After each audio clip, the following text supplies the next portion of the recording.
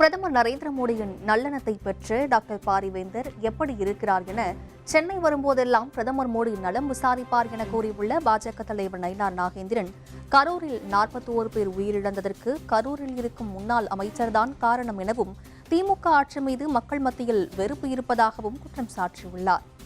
ஒரு வெறுப்பு இன்றைக்கு மக்கள் மத்தியிலே இருந்து கொண்டிருக்கிறது.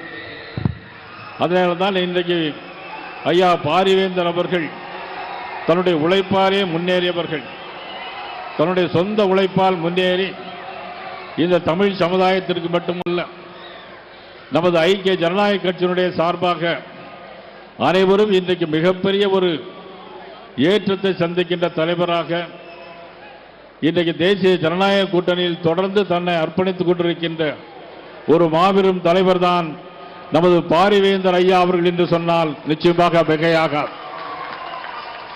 அவர்கள் நினைத்திருந்தால் இன்றைக்கு எப்படி வேண்டுமானால் இருந்திருக்கலாம். இன்றைக்கு அவருடைய SRM நிறுவனத்தில் மட்டும் 5000 பேர்களுக்கு மேலாக இன்றைக்கு இலவசமாக படிப்பதற்கு உதவி செய்கிறார்கள். அங்க மருத்துவமனையில் வருகிற எல்லோருக்கும் இன்றைக்கு இலவசமாக எல்லோருக்கும் இன்றைக்கு மருத்துவ சிகிச்சை அளிப்பதற்கு உதவி கொண்டிருக்கிறார்கள். ஆனால் தொடர்ந்து இன்றைக்கு எதையும் எதிர்பாராமல் பாரத பிரதமர் நரேந்திர மோடி அவருடைய நல் எண்ணத்தையும் பெற்றவர்.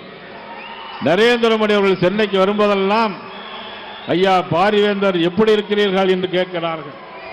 தமிழக வெற்றி கழகத்துடைய தலைவர் வருகிறார்.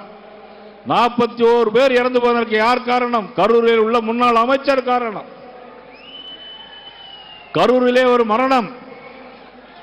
எந்த சம்பவம் எடுத்தாலும் கரூரிலே நடைபெறுகிறது. கல்குவாரி நடைபெறுவதும் கரூரிலே, பத்திரிகையாளர் தாக்கப்படுவதும் கரூரிலே, 41 மரணம் இறந்து போவதும் கரூரிலே. எவ்வளவு மோசமான ஆட்சி! இங்கே பக்கத்தில் இருக்க முன்னாள் அமைச்சர் பொன்முடி அவர்கள் பெண்களை கேவலமாக நின்றால் எவ்வளவு, படுத்தால் எவ்வளவு, ஓசி பஸ் என்று சொன்ன முன்னாள் அமைச்சர் ஆட்சிக்கு வருவதற்கு முன்னால் கல்வி கடன் ரத்து செய்வோம் என்று சொன்னார்கள், செய்யவில்லை.